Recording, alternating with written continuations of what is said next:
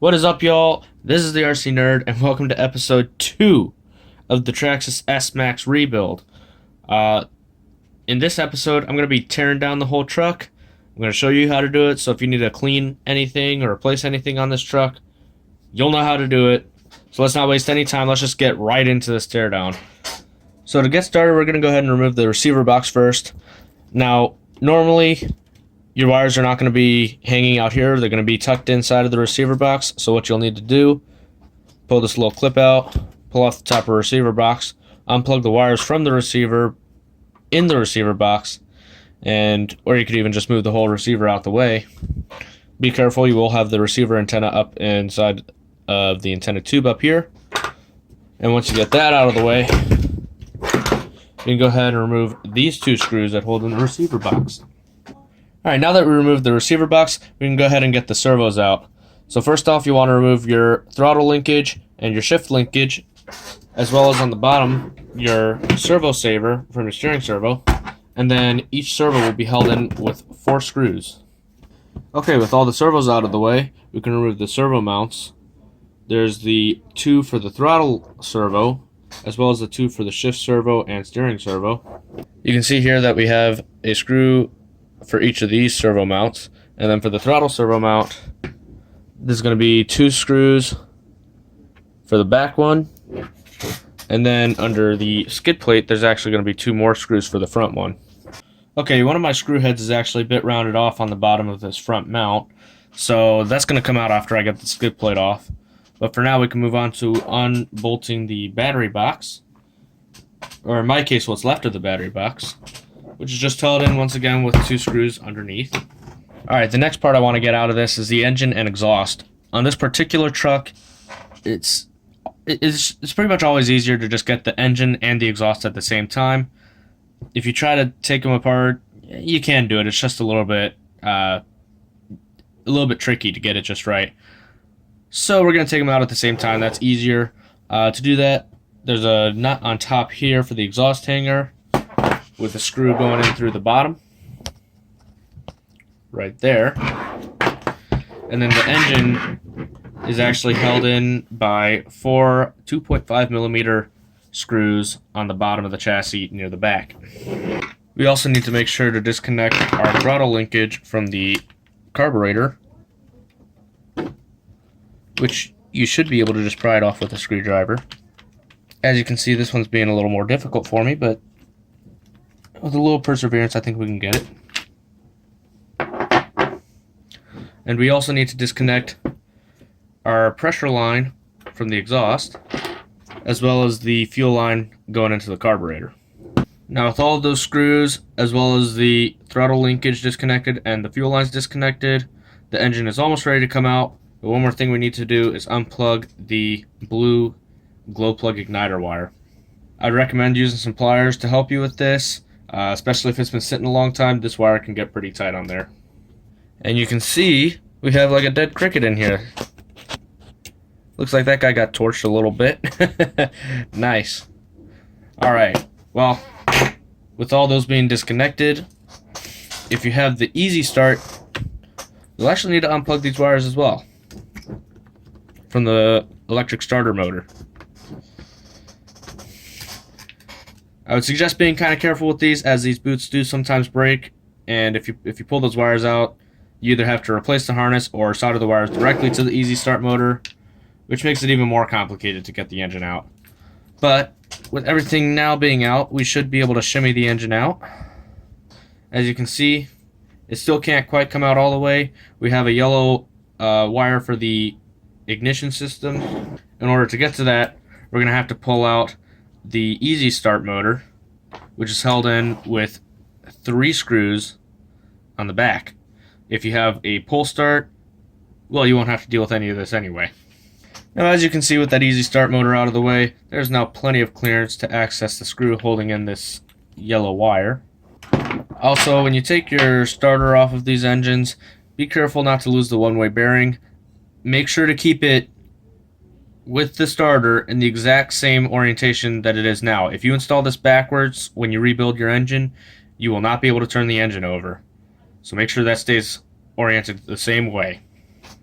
Also, There's a little Teflon washer that stays on the starter shaft. Don't lose that. Now that we've finally removed the engine completely from the truck, we can go ahead and take off the fuel tank. That's just held in with 4 more screws on the bottom. With the fuel tank out of the way, I'm going to go ahead and remove this easy start harness. It's just held in with 2 screws on top. Then you need to slide this little plastic retainer down and pull the whole thing out of the way. Alright, the wires have been removed. Now we can go ahead and remove the rest of this linkage. For starters, we have a screw right here holding in this pivot. Be careful when you take this off. There should be a Teflon washer as well as 2 bushings. There's going to be 1 bushing on top, 1 on bottom. As you can see, my bottom one seems to be missing. Also be careful not to lose this throttle linkage, which can easily pull out like so. However you want to keep that is fine. Just make sure you don't lose it. And then for the brake linkage, we'll need to remove that as well. And we can do so by removing that 1.5mm grub screw. Well, you don't have to remove it. Just back it off a couple turns, and then you should be able to slide this pin right out. By doing it all this way, we're going to keep all the linkages exactly the way they were before. So when you put it back together, you should not have to reset any of them. You shouldn't have to change any of the linkages whatsoever. They should fit exactly correctly when you put it back. With the linkage off, we can go ahead and remove this post, which is just held in with 1 screw on the bottom. With that post now out of the way as well, last thing to take out of the chassis is the transmission. In order to do so, you'll need a skinny Phillips head screwdriver to remove all 8 screws, which go in between the center braces. You'll also want to remove this elongated grub screw from the transmission using a 2mm hex driver. And if you have the S-maxx, you'll also have a front drive shaft, and you'll want to use you'll need to remove another 2mm elongated grub screw. You can try to remove it from this hex here, but it's actually a lot easier to take it off from the front. This should kind of go without saying, but when you're taking out these screws from the middle, if you're using a skinnier Phillips head screwdriver, it's probably going to have a smaller head, which means you're going to have to be extra careful with these screws. If you try to go too fast, you're going to strip them out. Take your time, make sure it's set all the way in there, put a lot of pressure on the screwdriver, and turn it out carefully. That way you don't strip any of the heads out. With all those screws removed, this transmission should pretty much just fall out by itself. And with that out of the way, we should be left with actually kind of a clean little roller here. Next, we're going to go ahead and remove the front and rear ends, and this is actually pretty easy on this truck. On the back, we have 4 screws in the chassis that go into the bulkheads. And if we go on the bottom, we have 4 screws here on the skid plates held into the center braces that we need to remove. Then on the front, we have 6 screws to remove.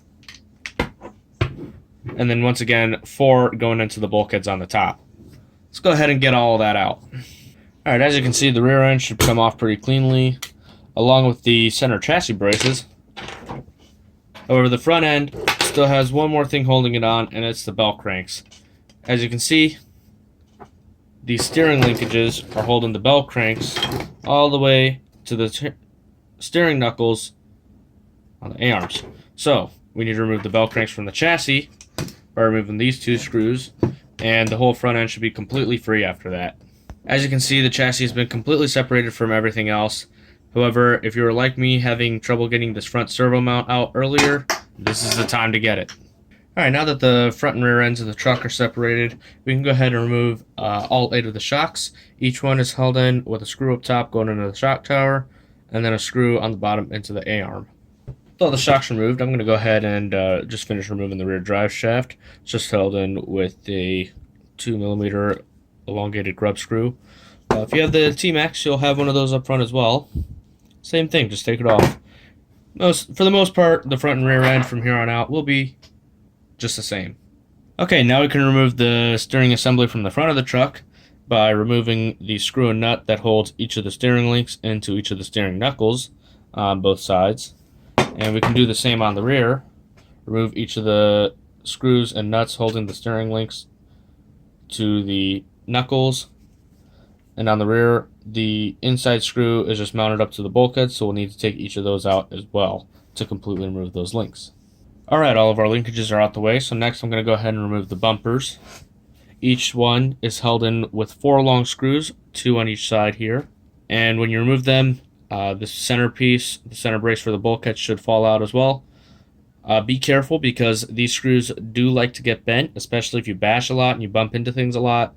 Those screws will be almost certainly be bent, so just be careful when you take them out.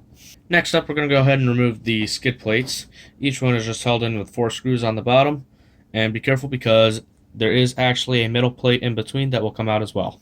Next up, we'll remove each of the shock towers by removing the 4 screws that holds each of them in. Now with these, I don't really have a great way of getting to them. Unfortunately, the bulkhead kind of blocks the lower ones. The upper ones are easy. As you can see, I can get my screwdriver straight in there, but the lower ones are kind of tricky. So I kind of just like to go in from the outside of the bulkhead, get the screwdriver pushed in as far as I can, and then just take your time, be slow and careful about it, but you should be able to get it out. Now that the shock towers have come off, you can see that the bulkheads will be completely separated. So we can pull out our diff from the rear end. Again, if you have a T-Max, you'll have one of these on the front. You can pull out as well. And then we can remove each screw pin that's holding each of the A-arms to the bulkheads.